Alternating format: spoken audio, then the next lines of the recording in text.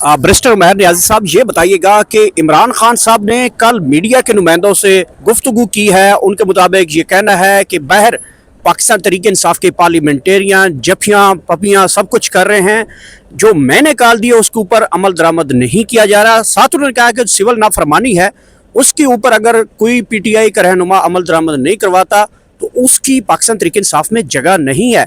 और यहाँ पे पाकिस्तान तहरीक इंसाफ के रहनुमा जो है वो सिर्फ और सिर्फ इस वक्त मुज़ाकरात की बातें चल रही हैं। इमरान खान साहब को तो इन चीज़ों का कुछ पता ही नहीं है। बिस्मिल्लाहिर्रहमानिर्रहीम। जैसा आखिरी बात जो आपने मुज़ाकरात की देखें, मुज़ाकरात की विंडो इमरान खान साहब ने ख़ुद खोली है और बड़ा एक सेंसिबल प्लान दिया है।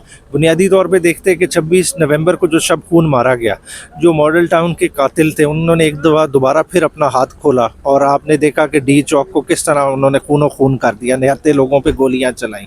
चलें, फिर उसके बाद खान साहब के पास दो ही ऑप्शन बचते थे, ठीक है, या तो ये मुज़ाकरात वाला चैनल या वो कॉल देते कि दोबारा डी चौक आए। दोबारा डी चौक की अगर कॉल देते तो आपको पता है जिस तरह इस वक्त KPK में गम व गुस्सा है, तो वो काफ़ी शिद्दत आ जानी थी। खान साहब ने अपनी सियासी बसीरत का इस्तेमाल करते हुए एक रास्ता खोला है और उस रास्ते के ज़रिए जो है ना एक दो नुकाती एजेंडा दे के मुज़ाकरात का रास्ता दिया। अब हुकूमत की मर्ज़ी है उसको सीरियस ले ना ले, मगर ये है कि तहरीक इंसाफ की कोई मुज़ाकरात ज़रूरत नहीं है कि बंदा कहे कि मुज़ाकरात के ज़रिए ही हमने कोई रास्ता हमें मिलेगा तो हम आगे चलेंगे। हमारी सर्वाइवल उस पर डिपेंडेंट नहीं है।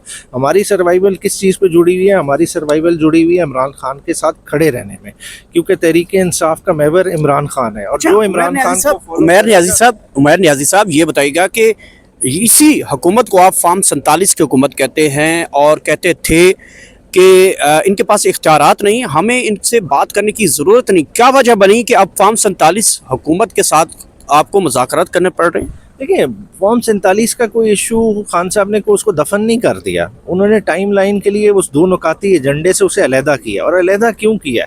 क्योंकि देखिए, अवाम का खून बहा है, उस खून का हिसाब तो होना है कि आपने चले तहरीक इंसाफ के वर्करों पे तो दर्जनों FIR दे दी, मगर वो जो 12 शहीद जो मौजूद हैं और जो लापता हैं, उनका क्या मुस्तकबिल है? क्या उनके घर वालों का कोई इस्तेकाक नहीं है?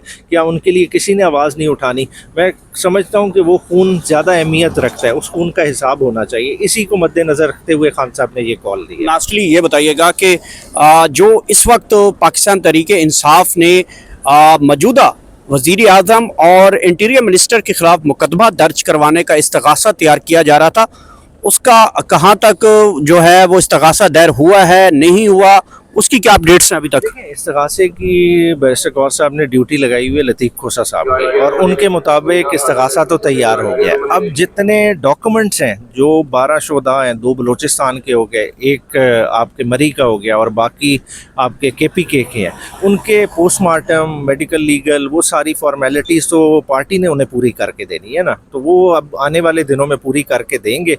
और उसके अलावा भी जो लोग इंजर्ड हैं, ठीक है ना, मुतअद्दिद लोग ज़ख्मी हैं, तो उनके भी मेडिकल चाहिए, तो वो सारी चीज़ें ऑन रिकॉर्ड करके ये इंशाल्लाह ताला जल्द ही दाखिल होगा। जुडिशल कमीशन के हवाले से क्यों नहीं इस्तदा कर रहे इस फ्लोर पे, या सुप्रीम कोर्ट ऑफ पाकिस्तान की तरफ क्यों नहीं जाना चाहते कि 9 मई के ऊपर और सानिया डी चौक के ऊपर एक जुडिशल कमीशन इंक्वायरी करे? देखिए, 9 मई के लिए तो आपको पता है कि ऑलरेडी पिटिशन टेकअप हो गई है, ठीक है, उसको नंबर लग गया है, तो उसका फेट जल्दी पता चल जाएगा।